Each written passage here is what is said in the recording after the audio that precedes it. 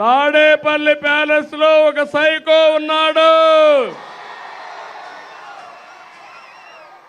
గన్నవరంలో ఒక పిల్ల సైకో ఉన్నాడు.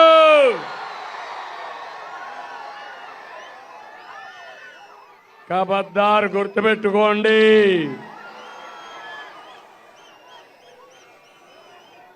తిన్నింటి వాసాలు లెక్క పెట్టే వ్యక్తి ఇక్కడ ఉండేవాడు. మర్యాద చూశారు కానీ భవిష్యత్తులో ఇలాంటి రాజకీయ రౌడీల్ని తుంగలో దొక్కకపోతే చూడండి తమ్ముళ్ళు అని మీకు హామీ ఇస్తున్నాం.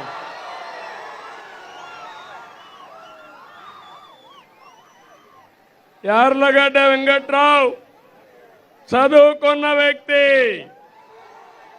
రాజకీయాలు ఆధారంగా చేసుకోలేదు. అమెరికాకి వెళ్ళి తెలివితేటతో డబ్బులు సంపాదించిన వ్యక్తి యార్లగడ్డ వెంకట్రావు.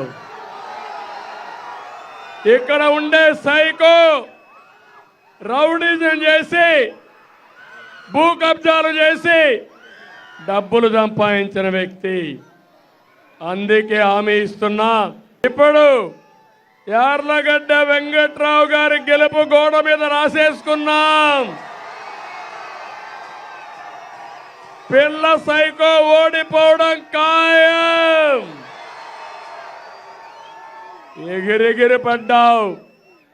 చెప్తున్నా, నా దగ్గర తోక తిప్పితే తోక కట్ చేస్తాం తప్ప ఎవరిని వదిలిపెట్టాం. మా తమ్ముళ్ళు ఉన్నారు, పోరాడారు. నన్ను అవమానించినప్పుడు పోరాడారు. తెలుగుదేశం పార్టీ ఆఫీసు తగలబెట్టి మిమ్మల్ని జైల్లో పెడితే వీరోచితంగా పోరాడిన నా తమ్ముళ్ళని, నా కుటుంబ సభ్యుల్ని ఎప్పుడూ జీవితంలో మర్చిపోలేను. త్యాగాలు చేశారు, పోరాటాలు చేశారు. ఈ పిల్లల భవిష్యత్తు వెలగాలి, అదే మా ఆలోచన. ఆ ఆలోచన కోసమే పనిచేస్తున్నాం. ఈరోజు నేను చూస్తున్నా, ఎక్కడ పోయినా ఉధృతంగా ఉంది. ఏమి అనుమానం లేదు. వైసీపీకి డిపాజిట్ కూడా రావు. చరిత్రలో మీరు చూడని విధంగా సైకో ఓడిపోవడం ఖాయమని చెప్పి మీ అందరికీ తెలియజేస్తున్నా.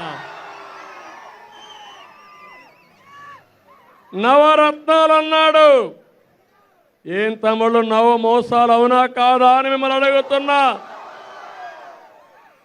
అందుకే మనం సూపర్ 6 ఇచ్చాం, ఎన్నికల మేనిఫెస్టో ఇచ్చాం. మనం ఇచ్చిన ఎన్నికల మేనిఫెస్టో ముందర వైసీపీ మేనిఫెస్టో వెలవెలబోయింది, మంది కళకళలాడింది, ప్రజల్లో ఆశలు పెరిగాయి. తప్పకుండా నెరవేర్చే బాధ్యత మాదని మీ అందరికీ హామీ ఇస్తున్నా.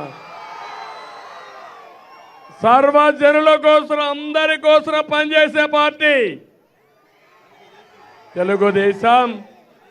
అదే మరి ఎన్డీఏ కూటమి. ఈరోజు మీ అందరికీ హామీ ఇస్తున్న మా ఆడబిడ్డలు, మీ ఉత్సాహం చూశాను. వర్షం రాకపోతే గన్నవరం అదిరిపోయేది, దద్దరిల్లేది. ఒక సంకల్పం చేశారు, వర్షమైనా లెక్కలేదని తడుస్తూ మీటింగ్ పెట్టావంటే ఇది నా జీవితంలో ఎప్పుడూ మర్చిపోలేను. శాశ్వతంగా గుండెల్లో పెట్టుకుంటాను, గుర్తు పెట్టుకుంటాను.